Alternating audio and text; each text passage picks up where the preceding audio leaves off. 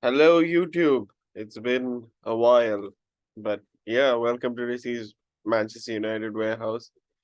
And we just witnessed a 3-0 victory against Everton. I was out of station actually, so I did not really get a chance to create videos. But apologies aside, what a brilliant performance from Manchester United. And if I'm talking to a Manchester United fan right now, let no fan get under your skin when they say on Twitter or Reddit or Instagram that ABC team were better on a particular half than your team. And that might be totally valid. But if you look at our injury list, we have a strong team filled of internationals injured on the sidelines right now. And to beat Everton like the way we did against a packed, fiery Goodison Park atmosphere where they were in their rebellious phase. And let's not forget, they had 14 points under the belt already this season, stripped to 4, but 14 in essence. Um, but what can you do, right? You cannot let them get under your skin. And what Manchester United have essentially done today is brilliant. Now, we saw uh, a tremendous goal from Garnacho initially, and Ten Hag has rightly praised the build up as well. Absolutely brilliant build up from Delo and Rashford setting up Delo on the right hand side and Delo putting in the cross. I think Rashford did not have a very good game today. Um, there's no denying that, but he was at least trying.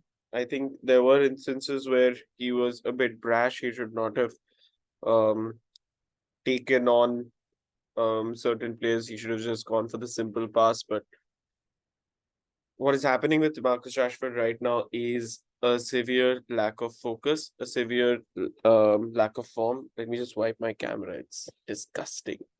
Why are there so many flares on it? Yeah, Rashford. Oh, where was I? Rashford is dip in form because of a lack of confidence as well. Right from the back, I think Maguire was absolutely solid once again, and Lindelof actually first half was not that good, but he got his game up in the second half. Shaw, breath of fresh air, such a miss. I think Shaw activates whoever is playing on that flank automatically. I think Shaw was amazing today. Um, but Kobe Binu, man, what a player, 18-year-old. He moves around like a sponge. I think he has very long legs. He's maneuverable. He's he just maneuvers like an angel, like a meridian, or like a, how can I say, like a skater on an ice skating rink. Absolutely silky, absolutely smooth.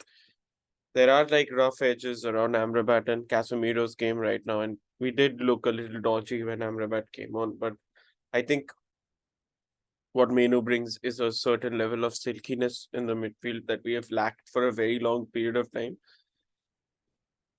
I won't say Scholes yet, but that silkiness is reminiscent of some great Manchester United talent that we have seen in those very similar positions. I think Scott McTominay had a very decent game today. He didn't do anything wrong, and judging by Scott McTominay's pass, I think you have to give credits to him for not doing anything wrong, not conceding penalties and everything. What can you do, right? Um, don't know why Bruno got the man of the match. To be honest, he's one of the more disappointing players in my opinion. But great gesture to give Rashford the penalty. Maybe that boosted his confidence, and maybe he was having like a 2 or 3 on 10 performance, and after the penalty, he increased his game to about a 4 or a 5, which was not amazing, not monumental, but little gains, as Dave Brailsford would say. That 4 or 5 could be converted into a 6 or 7, provided that he has a goal right now under his belt. But let's see, right? Martial, very, very poor first and second half, mostly 70 minutes. Apart from the goal, I did not really see much from Martial. He was not really holding up the play. It's not really uh doing much. But in that moment where we deserved silk, we got silk from Martial and a brilliant goal. So three goals and a 3-0 victory against a strong Everton side. So next up we have um Newcastle. Difficult game. I don't think we are good enough to win the game, but let me just tell you that we are only 6 points away from the top, and we are only 3 points away from top four. Now, the way Man City are playing, they are the way Arsenal licked a goal uh with Kai Havertz the other day. The way Liverpool and City are playing, I don't think it's not wrong to think that we could finish in the top four this season. The way Ange Postecoglou's wonder ball has gone missing. We're only 2 points behind a team that has only lost 3 games this season. We've lost five, but three is not only. I'm sorry. I mean, they only lost. They were unbeaten till like 3 games ago. I think they've lost three on the trot, right? I might be wrong. They've certainly lost two on the trot at home. So his wonder ball has faded. So just waiting for Pep's wonder ball to fade as well. And maybe something glorious can happen after all this season. Remember Antonio Conte's league win?